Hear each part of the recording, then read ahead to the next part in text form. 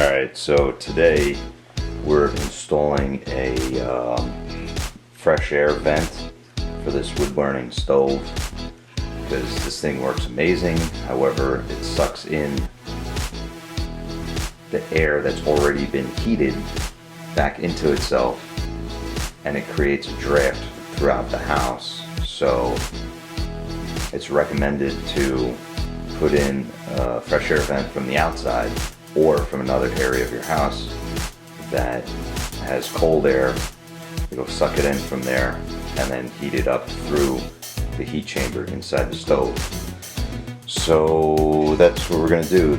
At the bottom, like behind there on the back side, there's a 3 1/4 hole that has a flange on it, or not a flange, a pipe that you can stick some flexible stainless steel hose that you would normally use for like a dryer or something like that. You can hook that onto there and then drill a hole through the wall. I'm going through the side wall there, so yeah, should be interesting, and it will make this thing work a lot better. So I don't know if you can see this, but first I drilled a pilot hole with a smaller bit so I could see what was going on in there. Couldn't see anything, but I went nice and slow, and that piece of Romex right there, I just missed hitting that wire. So yeah, not fun if you hit wires like that, but I didn't hit it, so it doesn't matter. But anyway, that's one of my fears about drilling holes through walls, is hitting wires or pipes or stuff that's in there that you just don't know about. Makes a big mess, but it's alright. That's why we got vacuums. So anyway, I'll see you in a few. So I'm not sure if you're going to be able to see anything with the way the angle is going to be, but we'll try.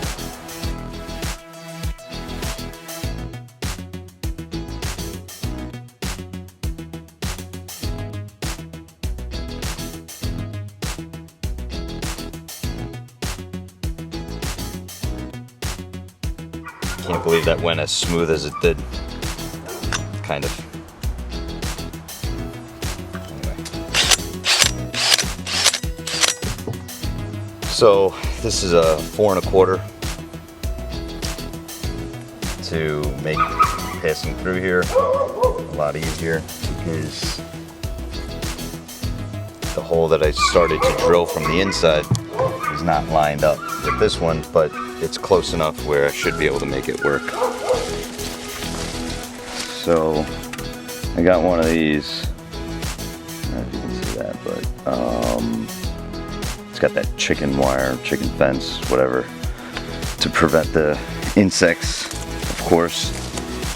Also, I'll just have to, I don't know, get a self-tapping screw or something to keep this open during the winter, and in the summer I'll have it closed. So you can see that. I don't know if you can see this flat, because this really isn't meant for what I'm using it for. And yeah, it seems to have worked. Now this, yeah, see, this is amateur hour. So be a little careful with it because it is sharp. I'll have to get some liquid nails to seal this up, prevent things from coming in from the side. Yeah, right here there's going to be a big gap, but it's no big deal. This is going to be a huge benefit. Obviously, the only reason why I'm doing this is because I'm an amateur. I'm not a professional, as you can see. The siding is seen much better days. This house is going to get knocked down, or this wall is definitely getting knocked down in the next 8 months or so, depending on how permitting goes. But yeah, that's why all this is still the way it is. And clean up after you're done. Yeah, I just had to, that's what I was bending, if you can see up at the top to get it underneath, but we'll see how this works. All right, so I didn't measure, because why would I measure? That would only save me time. You know, I am a true man. I like to do things the hard way. So, anyway, second go at it. Should work, hopefully. Oh, wire's getting in the way. Let's see if I can get it on this side.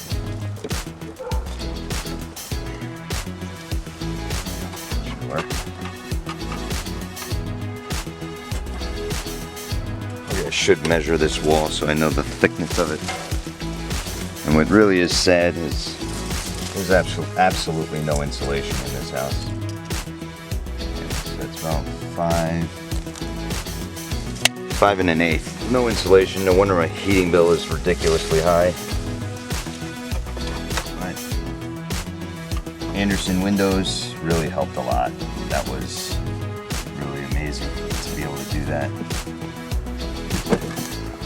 Really, if you're looking to do anything for your house, seal up the giant holes that are in there, which are called windows. That's the best thing you could do for your house, is get new windows. That's really it. There's nothing really else to this. Just getting that through there. Just gotta be careful. You have to be prepared. That's all. Alright, so what we did here is came through the wall. Yeah, it's extra space.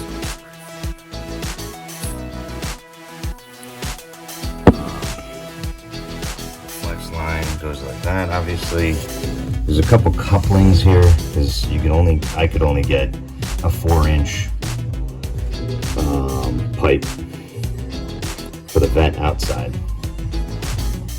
So I reduced it from 4 to 3 with that black piece. Came here, and then that's the flange right here. Lighting is bad, but whatever. There's a 3 1/4 flange right off of the wood burning stove, but that's pretty much it. And it's so much more efficient. This is a blower. It's ridiculously loud, but it does work very well. And comes through here. There's both vents like that on both sides.